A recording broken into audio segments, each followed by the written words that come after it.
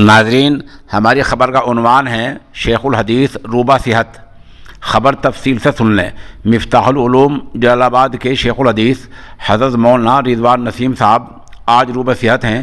ان کے بھائی مفتی مہتاب نے سوشل انڈیا نیوز کو ابھی چند منٹ پہلے 5 یا 10 منٹ پہلے بتایا ہے کہ آج ان کا سی ٹی اسکین یعنی ان کے دماغ کی طبی جانچ کی گئی ہے۔ ان کے دماغ کے اندر کے جو اعضاء ہیں، دماغ کی جو اندر کی نسیں ہیں اور دوسرے اعضاء ہیں، ان سب کی مکمل جانچ ہوئی ہیں۔ ان کا سی ٹی اسکین ہوا ہے اور جو دھبے تھے وہ سب صاف پائے گئے ہیں۔ دماغ کی اندرونی حالت مکمل طور پر تندرست پائی گئی ہے۔ مولانا دماغی طور پر صحیح پائے گئی ہیں۔ اس دوران ایک اچھی بات یہ ہوئی ہے کہ ان کے ہاتھ اور پیروں میں حرکت شروع ہوئی ہے۔ سر پر ہاتھ لے جانا، ادھر ادھر ہاتھ لے جانا، یہ باتیں آج پائی گئی ہیں۔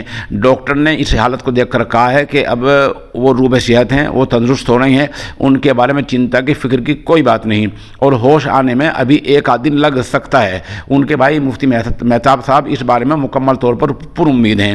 اس درمیان بڑوس سے مفتی محمد ایوب صابر ہرسولوی اور بنٹا سے مولانا محمد لقمان مظاہری، مولانا سلطان رشیدی اور سونتا سے مولانا محمد حامد صاحب اور اس طرح مولانا مستقیم صاحب ہین، خانقاہ امداد اشرفیہ تھانہ مون سے مولانا نجم الحسن تھانوی، مولانا حذیفہ نجم تھانوی، کیران سے مولانا برکت اللہ امینی، مولانا شعیب کیرانوی اور مفتاح العلوم جلال آباد کے محترم اعلیٰ حافظ بخاری ولی اللہ خان شیروانی صاحب نے ان کے لیے دعائے صحت کی اپیل کی ہے، خود دعا بھی کی ہے اور لوگوں سے دعائے صحت کی اپیل کی ہے، اور ہم بھی خود دعا بھی کرتے ہیں اور لوگوں سے دعائے صحت کی اپیل کرتے ہیں کہ اللہ تعالی حضرت کا سایہ تا دیر ہمارے سروں پر قائم دائم رکھے۔